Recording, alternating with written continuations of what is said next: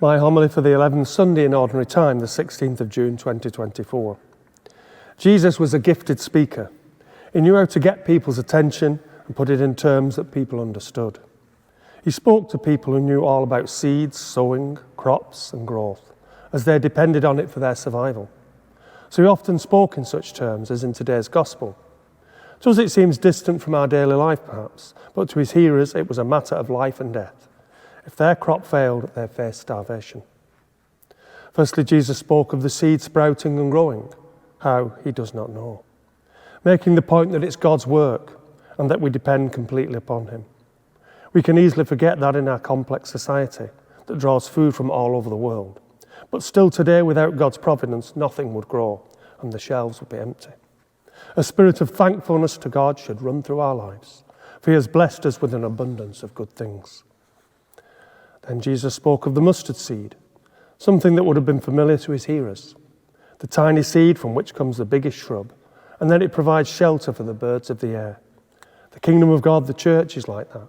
It began in a tiny way, just a handful of men and women, distraught and depressed after the execution of their leader, Jesus. But then they met the risen Jesus and received his Spirit, and everything looked very different.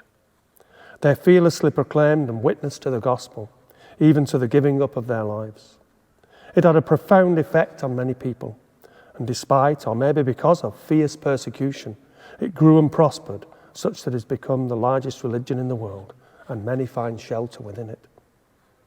How can anyone say that God is not at work in producing the church? How else could such a great church have grown? It all started so small and insignificant, and it's been dogged by human failings and sin, and yet it's still going strong. We may feel that here in the West it is not doing so well, but it still touches the lives of millions and makes a difference in all our lives. Only God can take a little and do a great deal with it, as he did when he fed 5,000 with 5 loaves and 2 fish.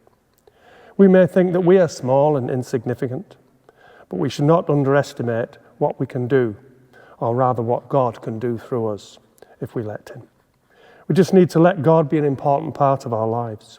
We just need to be a people of prayer, hope, and love.